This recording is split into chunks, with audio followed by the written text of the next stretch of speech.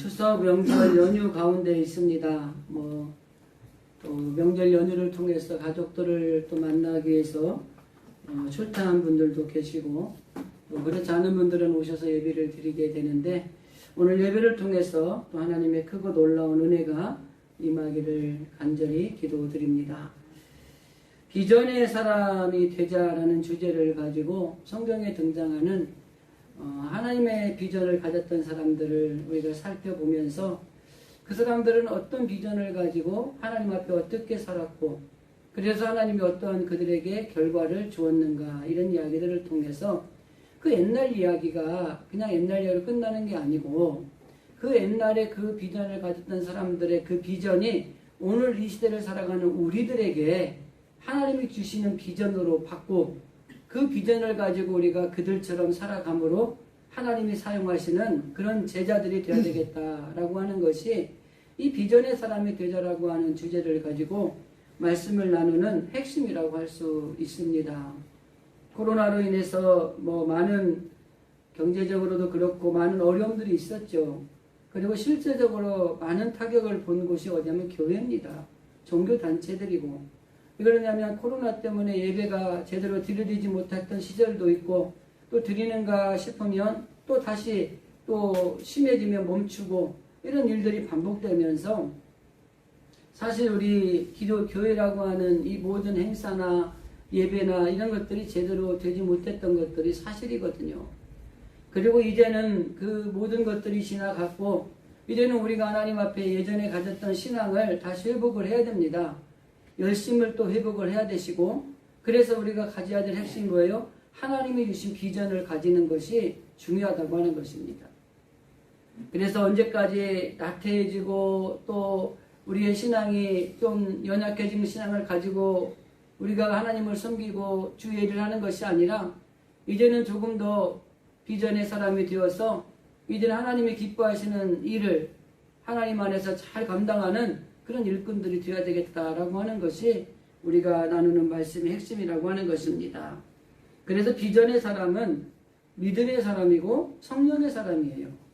비전이 있는 사람은 어떤 사람이냐면 믿음을 가지고 있는 사람입니다. 내 안에 성령으로 가득 차 있는 사람이 비전의 사람이에요. 그리고 비전이 있는 사람과 없는 사람의 차이는 뭐냐면 무슨 일을 만났을 때 대처해 나가는 방법이 다르다고 하는 것입니다.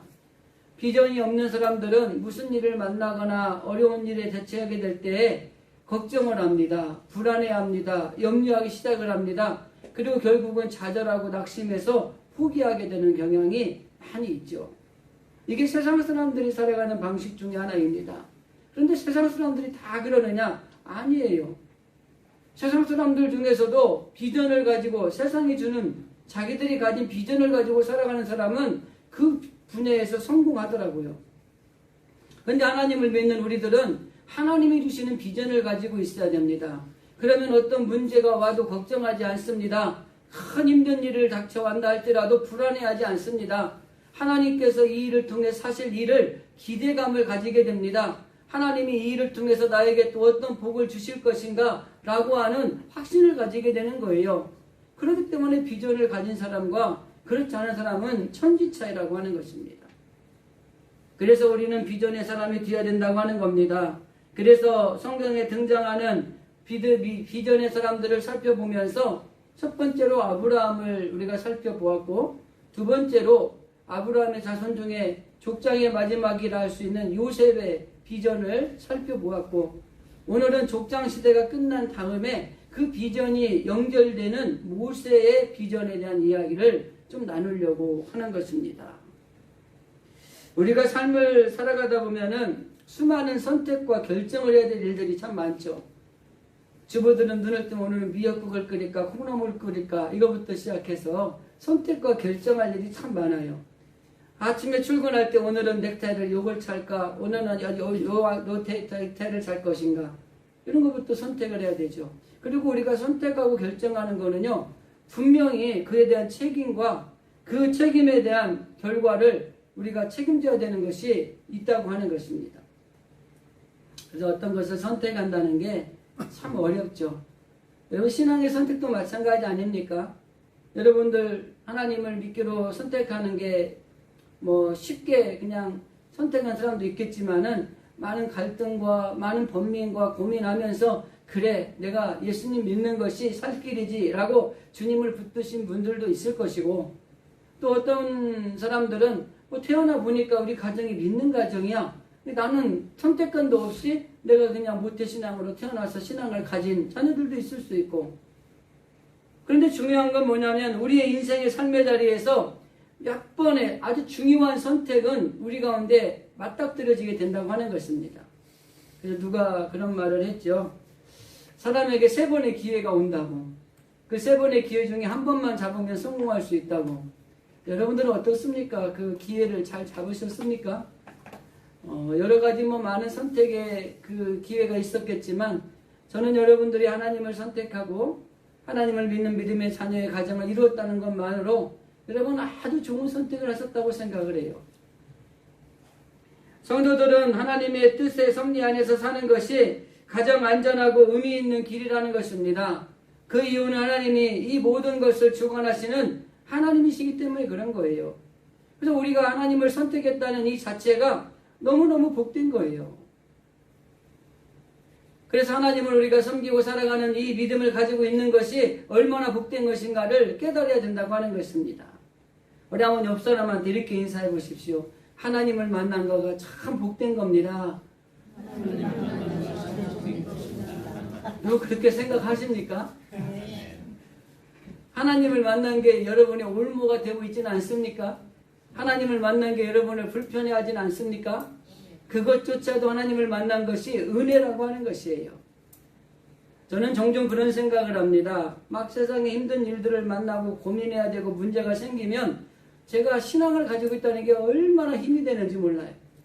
저녁에 잠자리에 누워서 막 있었던 일들을 생각해 보면서 막 이 불안이 엄습해 오죠. 걱정도 되는데 하나님, 내가 주님을 믿고 있는데 하나님이 나와 함께 하시는데 모든 걸 할 수 있는 분이 내 편인데 하나님 알아서 하시겠죠. 하나님 선한 길을 이끌어줘. 그리고 잠은 편안하더라고요. 근데 만약 하나님을 몰랐다면 그거 가지고 얼마나 집을 지었겠어요. 기와 집 6칸은 지었을 겁니다. 그리고 밤새 잠도 못 자고 눈을 벌게 가지고 다음날 일도 못하고. 그런데 하나님을 믿는다는 이유 하나만으로 이런 염려, 걱정, 불안, 근심된 요소들이 하나님을 믿는다는 이유로 아무런 나에게 해를 끼치지 않는 거예요. 얼마나 편한지 몰라요. 때로는 우리가 잠깐 염려할 수 있죠. 잠깐 걱정할 수 있잖아요. 어떤 어려운 일이 생기면 불안할 수 있잖아요. 그걸 잠깐 생겼지만 하나님이 나와 함께 하시는데, 하나님이 내 편이신데, 이 우주 만물을 창조하시고 우리를 이끌어가시고 보호하시고 도와주시는 분이 하나님이신데, 그리고 주님은 뭐라고 말씀하세요? 전쟁터에 가서 싸우라고도 하지 않잖아요. 너는 하나님이 하시는 일을 보기만 하라는 거예요.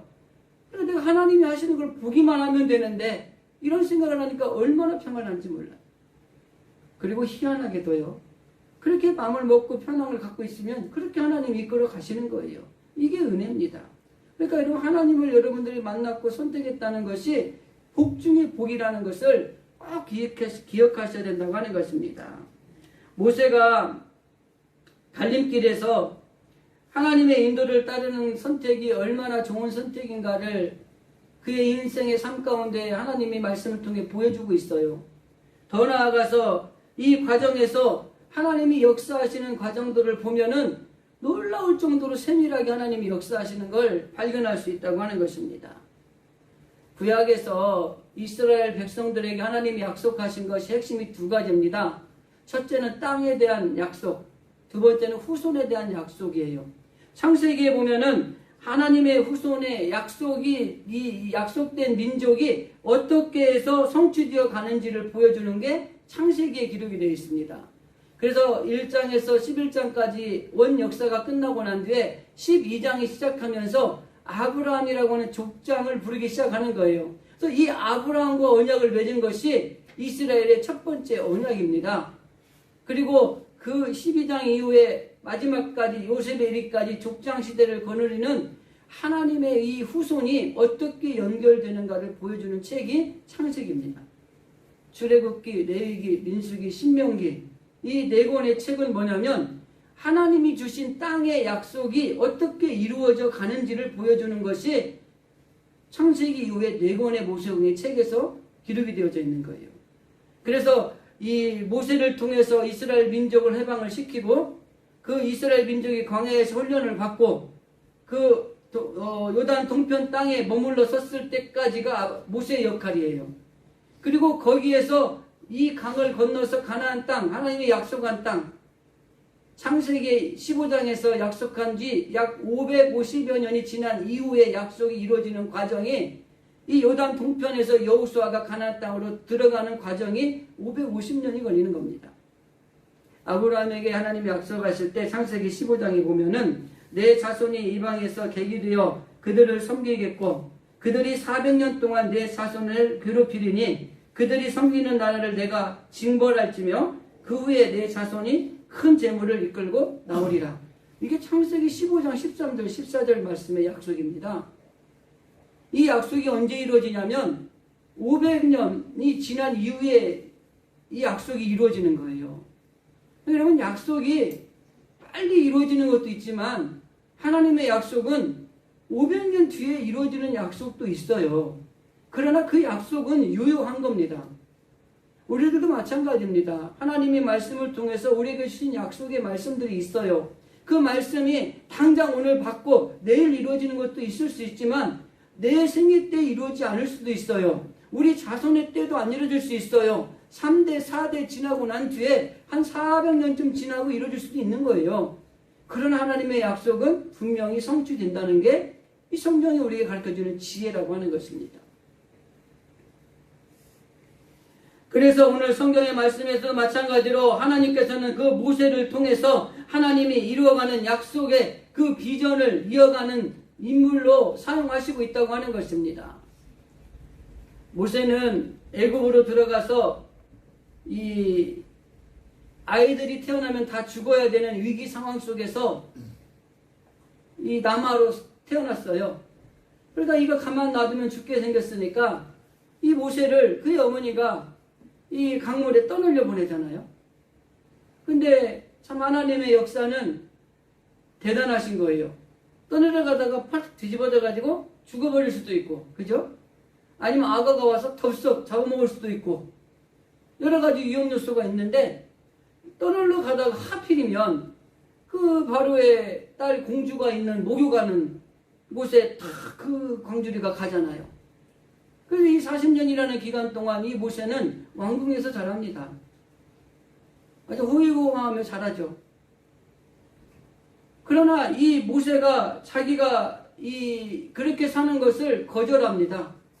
히브리서에 보면은 모세가 바로의 자녀가 공주의 아들됨을 거절하고 그 다음에 뭐라고 하냐면은 하나님의 백성들과 함께 고난받기를 좋아했다 이렇게 표현되어 있어요. 뭐 그게 맞는지는 모르지만 이 모세가 이스라엘 민족을 향하여서 시찰을 하는데 이 학대하는 민족을 보고 이 애굽의 군병을 죽이잖아요. 그 하나 죽여가지고 결국은 얘가 도망자가 돼서 이제 40년의 왕궁 생활을 마치고 미디안이라는 땅에 가서 그 이드로라는 사람이 양을 치면서 살고 거기서 결혼하고 애도 낳고 사는 한 40년이 지나간 거예요. 그리고 오늘 우리가 읽은 본문의 말씀에 하나님이 그 모세를 만나는 과정의 이야기가 등장을 하는 것입니다. 그리고 이 모세가 하나님을 만나는 과정의 이야기가 우리가 읽지 않았지만 1절에서 6절까지의 말씀에 기록되어 있다고 하는 것이죠.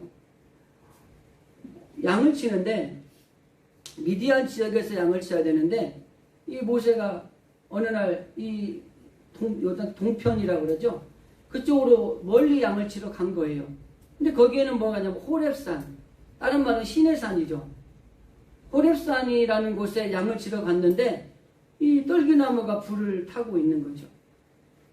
그래서 거기에 희한해서 갔는데 사실은 불이 난 게 희한해서 간 게 아니라 하나님께서 모세를 이끌어 가신 겁니다.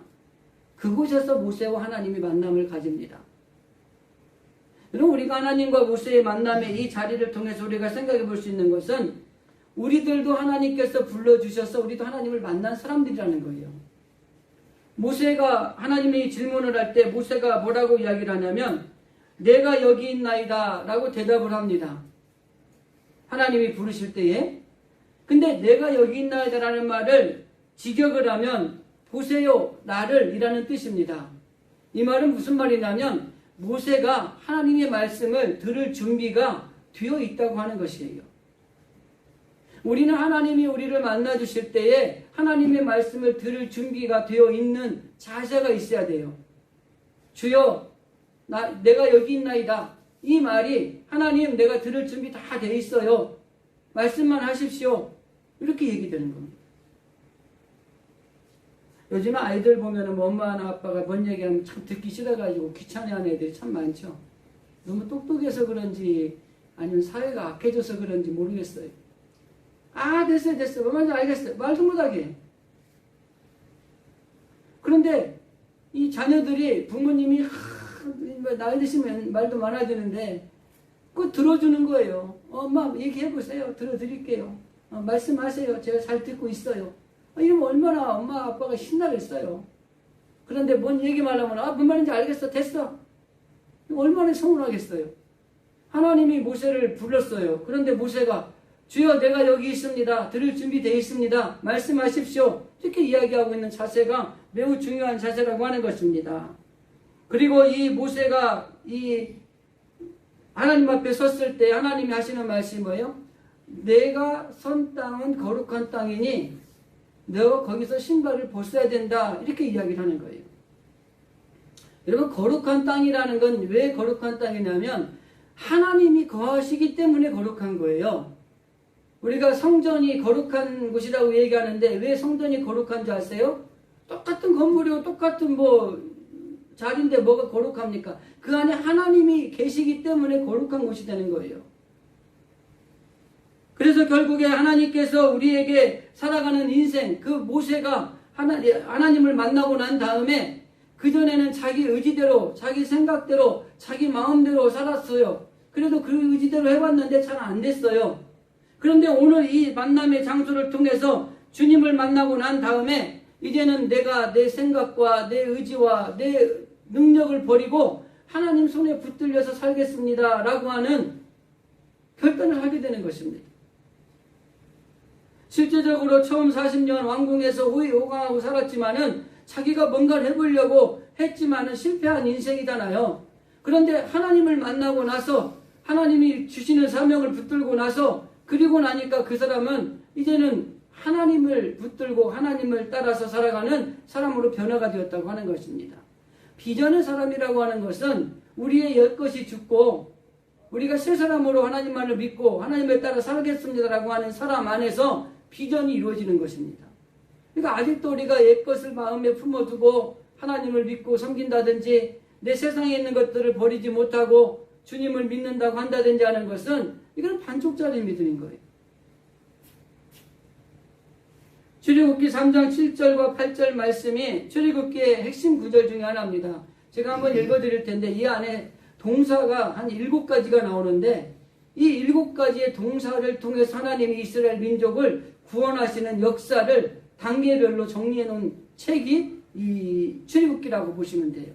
먼저 한번 7절 8절을 제가 읽어드리겠습니다. 여호와께서 이르시되 내가 애굽에 있는 내 백성의 고통을 분명히 보고 그들의 감독자로 말미암아 부르짖음을 듣고 그 근심을 알고 내가 내려가서 그들을 애굽인의 손에서 건져내고 그들을 그 땅에서 인도하여 아름답고 광대한 땅, 젖과 끓이는 땅, 곧 가나안 족속과 헷 족속, 아모리 족속, 브리스 족속, 히위 족속, 여보 족속의 지방에 데려가려 하노라. 이 3장 7절과 8절에 보면은 동사가 여러 가지가 등장을 하는데 이 모든 이야기를 보면 출애굽기의 이야기의 전개와 같이 맥락을 이어간다고 하는 겁니다. 정리를 해드리면 이렇습니다. 내가 보고 듣고 알고라는 것은 창세기 1장과 2장에서 기록이 된 겁니다. 이스라엘 민족이 고통을 당해서 부르짖었어요. 그러니까 하나님이 그것을 들었어요. 그리고 그들이 고통당한 걸 알았어요. 여기까지가 출애굽기 1장과 2장입니다. 그 다음에 내려가서 3장에 11장까지가 이제 이 모세가 애굽으로 가는 과정이 등장을 하는 내용이 기록이 되어 있어요. 그리고 건져내고 12장에서 이스라엘 민족이 애굽에서 나오는 출애굽의 스타트를 끊는 과정이 12장에 등장을 합니다. 그리고 인도하여 13장에서 24장까지 광야에서 이 훈련하는 과정의 이야기가 들고 마지막 데려가라노라 25장 이하 40장에 보면 이스라엘 민족이 그 가나안 땅, 젖과 꿀이 흐르는 땅, 여러분 젖과 꿀이 흐르는 땅이라는 표현이 뭔지 아세요?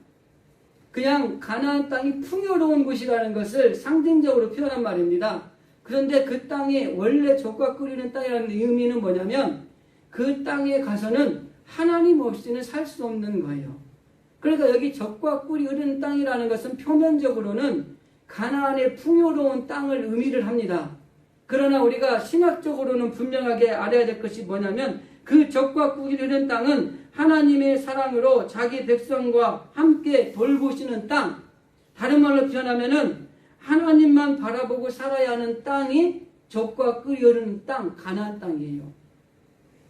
그래서 이스라엘 민족을 광야에서 그렇게 훈련을 시킨 겁니다.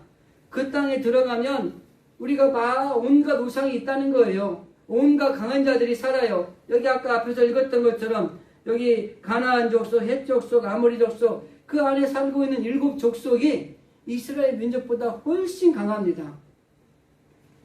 정탐꾼을 보냈을 때 10명의 정탐꾼이 보고한 내용 기억하시죠? 거기에 있는 민족이 너무 다 크고 장대 같고 힘도 세고 이 거인족입니다. 우리가 저기 들어가서 저들을 상대하기에 비해 우리는 메뚜기입니다. 이렇게 보고하잖아요. 있는 대로 보고한 거예요. 그러나 여호수아 갈렙은 그것이 맞지만 저들은 하나님이 우리에게 붙여주시면 저들은 우리의 밥입니다. 이렇게 말한 거예요. 똑같은 걸 봤는데 보고하는 내용이 틀린 거예요. 하나는 믿음의 보고고 하나님은 하나는 현실에 맞는 보고예요. 그러니까 10명의 정탐꾼이 잘못한 건 아니에요. 가서 보고 와서 본대로 보고해라. 그러니까 본대로 보고한 거예요. 다만 하나님의 관점에서 볼 때 그 10명의 정탐꾼의 보고와 2명의 정탐꾼의 보고는 확연하게 달랐다고 하는 것입니다. 그래서 그 땅은 우상이 엄청 많아요. 그리고 그 땅에는 강한 민족이 많아요. 그런데 그 땅에 들어가서 그 땅을 차지하고 살려면 하나님만 바라보지 않고는 살아갈 수가 없는 거예요. 실제적으로 여호수아서에 보면은 이스라엘 민족이 그 가나안 땅을 정복하는 과정을 보면 하나님이 그들과 함께 하심으로 그 땅이 정복되는 것이지 이스라엘 민족이 강해서 그 민족을 몰아낸 게 아니에요. 그렇기 때문에 우리가 하나님 앞에서 어떤 강한 상대를 만났을 때 두려워하고 염려할 게 아니라 나와 함께 하신 하나님, 그 하나님을 믿고 우리가 나아갈 때에 그 땅은, 그 대적은, 그 어려운 것들은 해결되는 겁니다. 그래서 가나안 땅의 정복 과정의 여호수아 이야기를 들어보면 아주 멋지죠. 그냥 드라마를 하나를 만들어도 멋진 드라마가 나올 것 같죠. 이 적은 이스라엘 군대들이 가서 그 하나하나 정복을 해나가고 그 땅을 정복해서 이 땅은 너희가 가져라, 이건 너가 가져라, 이 나눠주는 거 얼마나 멋있습니까? 하나님이 구약에서 약속한 2가지가 뭐라 그랬어요? 첫째는 후손, 2번째는 땅. 그 후손과 땅에 하나님의 약속이 성취되는 과정이 이스라엘 민족이 가나안 땅을 들어가서 정복하는 과정이라고 하는 것입니다. 그래서 우리가 하나님께서 주시는 이 땅을 차지하라고 하는 이 사명을 주는 과정의 말씀이 이 7절에서 10절까지의 말씀에 기록이 되어 있습니다. 뭐라고 말하냐면은 이제 가라라는 표현을 씁니다. 여기 이제 가라라는 말은 무슨 말이냐면 이제야 하나님의 때가 되었다는 것입니다. 창세기 15장 13절 14절에서 하나님이 이 약속의 땅을 주시겠다고 약속하시고 난 뒤에 약 550년이 지난 시점에서 이제 가라. 그리고 그 땅을 너희에게 이제 주올 것이다 라고 하는 말씀이 등장을 한다고 하는 것입니다. 하나님께서 모세에게 주신 사명은 2가지입니다. 첫째는 그 민족을 애굽에서 해방시켜라. 2번째는 그 해방시킨 민족을 내가 약속한 땅에 데려다 줘라. 이 2가지예요. 젖과 꿀이 흐르는 땅, 하나님만 바라보고 살아가는 그 땅에 네가 이 민족을 데리고 들어가야 된다고 하는 것입니다. 결국 모세는 이 떨기나무 아래에서 하나님을 만나고 난 뒤에 하나님의 약속, 즉 비전의 사람으로 변화되는 것입니다. 우리가 흔히 그런 말 하죠. 모세는 80세 하나님 앞에 쓰임 받았다고 해서 우리가 나이 들었다고 뭐 너무 그러지 마세요. 그건 둘째 얘기고, 처음 40년 동안에 자기 의지대로 무엇인가를 해보려고 했지만 실패한 인생이 되었던 이 모세는 도망자의 신세가 되어서 미디안이라고 하는 그 지역에서 양을 치면서 살아가는 시간을 40년을 보낸 겁니다. 그리고 그곳에서 하나님을 만나서 하나님 주신 비전, 약속, 사명을 받고 난 뒤에 비전의 사람으로 바뀌는 거예요. 그래서 모세는 80세 하나님께 온전하게 부름받아서 쓰임받는 사람이 되는 것입니다. 자, 그런데 하나님이 모세를 불러주셨는데, 사명을 주셨는데 모세의 반응을 우리가 좀 바라봐야 돼요. 여러분들은 어떨 것 같습니까? 나이가 좀 들었는데 하나님이 부르시더니 근데 지금부터 네가 해야 될 일이 있는데 이거 해야 돼. 그러면 뭐라고 하실 것 같아요? 모세를 좀 먼저 볼까요? 모세가 하나님께서 이제 이스라엘 민족의 압제를 끝내실 것이라는 말을 듣고 얼마나 기뻤을까요? 같은 민족으로. 우리나라가 일제 고통당하다가 해방될 때 우리나라 민족이 얼마나 기뻤을까요? 나는 그때 안 살아봐서 모르지만 엄청 좋고 기뻤을 거예요. 야, 이제 하나님이 드디어 우리 민족을 해방시켜 주는구나. 그랬는데 대뜸 하는 말이 뭐예요? 네가 가라. 하와이도 아니고. 뭔 일을 해야 되는데 모세 보고 오라고 그러니까 모세가 부담을 가지는 거예요.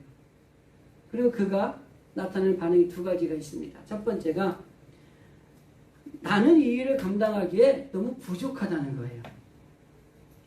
교회에서 목사님들이 성도들에게 무슨 일을 맡길 때에 가장 많이 하는 이야기가 저는 부족해서요. 여러분 왜 부족하다고 이야기하는 것 같습니까? 1번 겸손해서? 아니에요. 부족하다고 이렇게 말을 하는 거에는 뭐가 있냐면 내가 이것을 인간적으로 해결해야 된다는 생각이 앞서기 때문에 할 수 없다고 겸손함을 위장해서 이야기하는 겁니다. 모세도 그랬어요. 내가 이 일을 감당하기에는 부족한 사람입니다. 뭐 말도 못하고 한번 실패도 해봤고 더군다나 지금 하나님이 모세 보고 가라는 데가 어디예요? 애굽 왕 바로한테 가라는 거예요. 그 당시 바로 애굽의 바로는 세계를 정복할 정도로 힘이 센 왕이었습니다. 바로가 누구하고 싸워서 져본 적도 없는 사람이에요. 그런데 자기 보고 지금 가서 바로에게 압제되어 있는 민족을 데리고 나오라고 그러니까 나는 부족한 사람이죠 라고 얘기하는 거예요. 우리 성도들도 이러한 경우가 많은데 중요한 것은 하나님은 우리에게 일을 맡기시잖아요. 그럼 하나님이 함께 가셔요. 그리고 하나님이 우리에게 일을 맡기시잖아요. 그러면 우리에게 그 일을 감당할 수 있는 능력도 주시는 거예요. 그러니까 우리가 하네 못하네 얘기가 아니라 하나님이 우리에게 무엇인가를 맡겨주시면 아멘. 하나님 우리는 부족하지만 하나님이 함께 하실 줄 믿고 하나님이 도와줄 줄 믿고 하겠습니다. 이래 하고 가는 거죠. 근데 대부분이 모세처럼 겸손함을 위장한 나약함을 보이는 거죠. 제가 거기 가기는 부족하죠. 여러분 그렇게 하지 마세요. 혹여라도 여러분들에게 하나님이 무슨 일을 하라고 하시거든 하나님이 함께 하시고 하나님이 도와주시면 할 수 있습니다. 해보겠습니다. 하나님. 일어나가셔야 되는 거예요.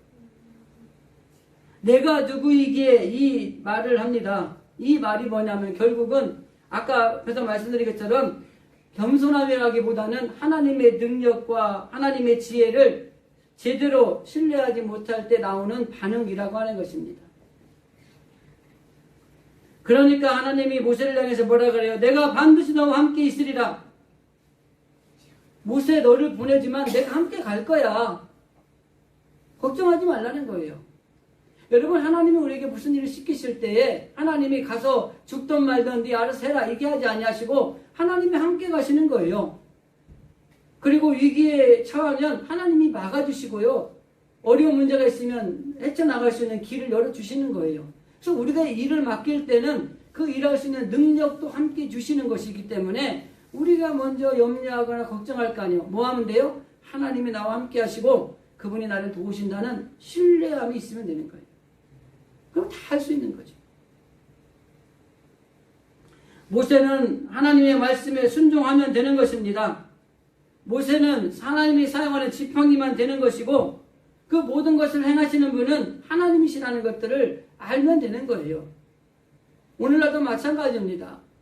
무슨 일을 하면 저는요 부족하고 연약하고 잘 못해. 그럼 안 돼요. 그냥 하세요. 그냥 하나님이 함께 하시고 하나님 도와주시는데. 두 번째 변명은 내가 하나님의 이름을 알지 못한다는 거예요. 그러니까 하나님이 모르니까 모세가 뭐라고 얘기를 하냐면 내가 그러면 거기에 가긴 가겠는데 갔어요. 가서 내가 뭐라고 얘기를 해야 됩니까? 누가 보냈다고 얘기를 해야 됩니까? 그때 하나님 하지만 스스로 있는 자가 보내셨다 하라. 여기 스스로 있는 자라고 하는 이 보내셨다는 동사에는요. 과거에도 있고 현재에도 있고 미래에도 함께 하신 하나님이 보내셨다는 것입니다. 제가 지난주에도 설교할 때 말씀드렸지만은 우리가 하나님의 자녀라는 것을 드러내는 삶을 살아가는 게 필요해요. 하나님이 너와 함께 하시고 하나님이 너를 보내셨으니까 아무런 염려하지 말고 걱정하지 말라는 것입니다. 우리도 명절에 가족들, 친지들을 만나서 내가 하나님의 자녀라는 걸 드러내야 된다고 그랬잖아요. 믿는 사람들은 어떻게 고통을 이겨내는지, 힘든 일이 부딪히면 어떻게 그것을 극복하는지 이런 것들을 우리가 드러내야 돼요. 하나님의 자녀는 다르구나. 그리고 가라 했으면 때가 되었으니까 하나님이 모세를 보낸 거기 때문에 가면은 하나님이 함께 가실 것이고 그곳에 가서 말하는 대로 하나님이 역사하실 것을 믿고 가는 거예요. 그래서 결과적으로 모세는 순종하고 결과적으로 하나님이 모든 일을 행하신다는 사실을 깨달았습니다. 그래서 하나님 앞에서 참된 그리고 영원 분별한 하나님을 믿고 나아갔다고 하는 것입니다. 모세가 하나님을 만나고 하나님과의 대화를 통해서 하나님과 대면하면서 내가 누구인지를 깨닫게 됩니다. 하나님이 어떤 분인가를 확신하게 되는 거예요. 그러니까 우리 성도들이 가장 중요한 것 중에 하나가 뭐냐면 하나님과의 관계 속에서 하나님이 어떤 분이신가를 바로 아는 게 중요하고 내가 어떤 사람인가를 아는 게 중요해요. 우리가 아는 대로 하나님은 모든 걸 하실 수 있는 분이세요. 그리고 그 하나님과 나와 함께 하신 하나님이에요. 근데 나는 누구예요? 그 하나님의 자녀입니다. 그렇기 때문에 우리는 어떤 일을 만나도 어떤 어려움 속에 부딪힌다 할지라도 하나님이 나와 함께 하시고 하나님께서 그 일을 이루시게 하실 것이라는 확신을 가지고 우리의 주어진 일을 감당하는 게 필요한 거예요. 분명히 얘기하잖아요. 내가 너와 함께 가겠다. 하나님 이렇게 말씀하시잖아요. 그렇기 때문에 이 모세와 함께한 하나님 그리고 그 모세를 통해서 하나님을 만나면서 하나님이 누구신가를 분명히 알고 난 다음에 그는 사명을 감당하는 비전을 가진 사람으로 바꿔졌다고 하는 것입니다. 우리가 비전의 사람이 되는 것도 우리 힘으로 되는 게 아니라 하나님이 어떤 분인가를 바로 아는 게 중요하고 그리고 그 하나님과의 관계에서 내가 어떤 사람인가를 분명히 확신하는 게 자기 일을 아는 게 중요한 거예요. 근데 우리는 너무 자신에 대해서 무기력하게 생각할 때가 있어요. 우리는 힘도 없고 우리는 돈도 없고 우리는 백도 없고 아무것도 없는데 그런 거 없어도 돼요. 하나님이 함께 하시잖아요. 하나님의 자녀잖아요. 그러면 됐지 뭐가 필요합니까 사실. 하나님의 권세와 능력을 믿고 의지하고 나가면 세상에 있는 어떤 것들이 나를 덮치려 한다 할지라도 그건 아무런 문제가 되지 않는다고 하는 것입니다. 그래서 하나님을 만난 모세가 하나님 앞에 사명을 받고 하나님과의 관계의 대화 속에서 나에게 주신 하나님의 비전을 깨닫게 되는 거예요. 그래서 가는 겁니다. 우리가 비전이 확실하지 않으면 하나님의 일을 열심히 안 해요. 대충대충 하고요.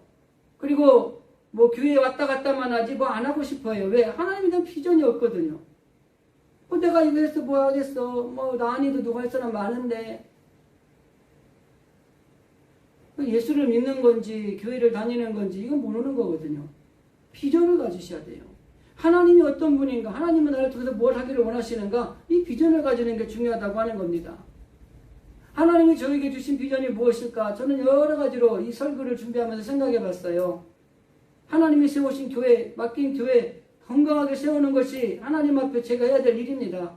성도들이 하나님의 말씀 안에서 든든하게 서서 세상에서 나가서 복음을 증거하는 이 일을 감당하게 만드는 일이 제가 해야 될 일들입니다. 그래서 저는 하나님의 말씀을 잘 준비해야 되고 기도해야 되고 말씀을 잘 선포해야 되는 사명이 있는 거예요. 그래서 우리가 각자의 가진 비전을 분명히 인지하게 될 때에 그 다음에 하나님을 섬기는 자세가 달라지는 겁니다. 모세도 40세까지 왕국에 살다가 실패한 인생으로 미디안에서 양을 치면서 내 인생은 여기서 끝이라고 생각하고 살았던 거예요. 그런데 하나님을 만나고 나니까 80세 젊은 나이는 아니지만은 그 나이 때에 하나님의 약속을, 하나님의 사명을 깨닫고 난 다음에 비전의 사람으로 바뀌어진 겁니다. 그래서 80세에서 죽을 때까지 40년 동안 엄청난 지도력을 발휘해서 놀라운 일을 해놓은 위대한 인물로 지금까지 성경에 기록되어 있고 우리가 알고 있는 거예요. 우리가 비전의 사람이 되지 않으면 하나님 앞에 쓰임받지도 못하지만 우리가 하나님의 일을 하려고 하는 자세도 부족하다고 하는 것입니다. 그래서 우리가 철저하게 하나님을 믿는 믿음이 필요하다고 하는 것입니다.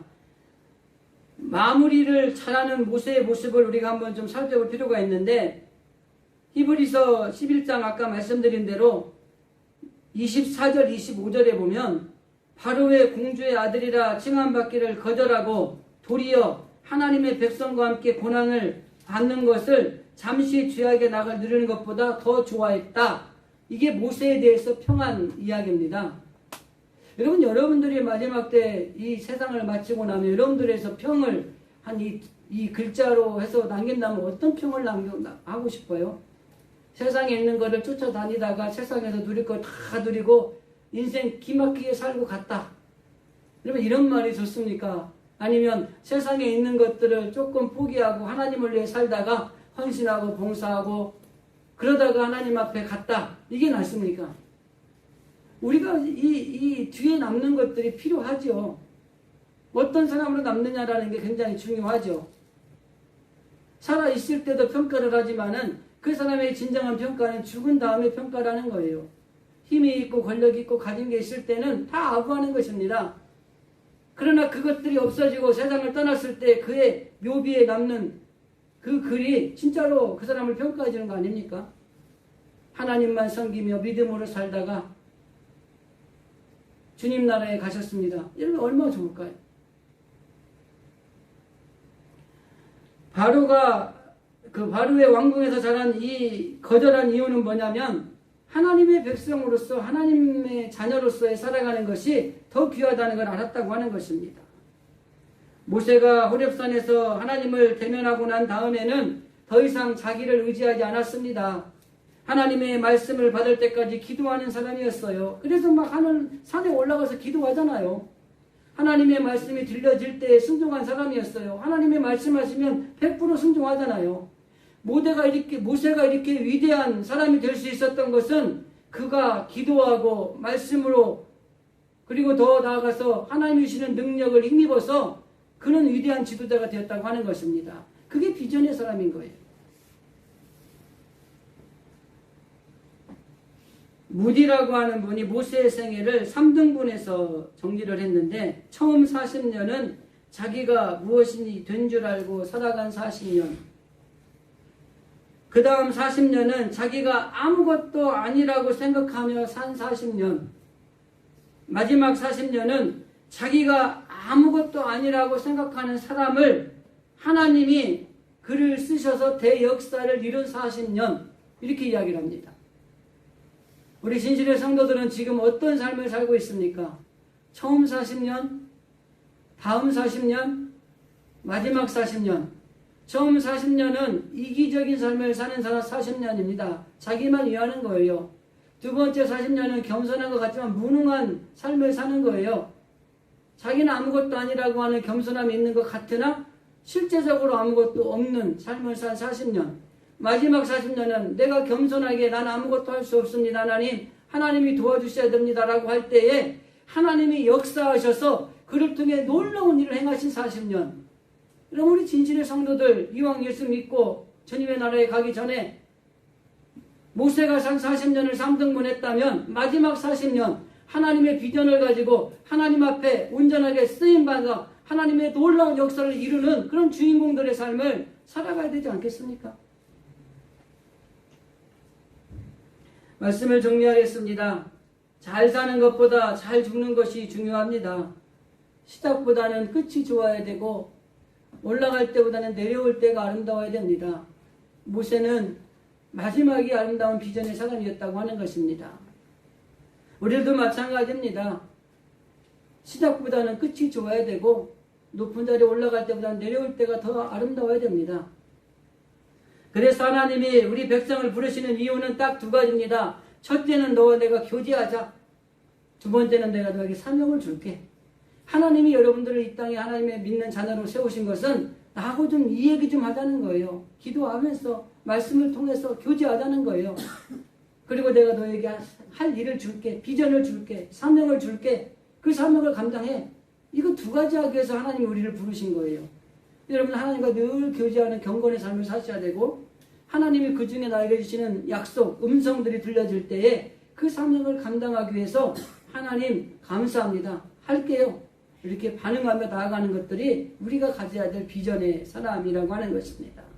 우리 진실의 모든 성도들이 하나님의 비전의 사람들이 되시고 하나님과 늘 동행하시면서 결과적으로 하나님의 뜻을 이루는 큰 일을 감당하는 우리 성도들이 되어지시기를 주님의 이름으로 간절히 기도드립니다. 기도하겠습니다.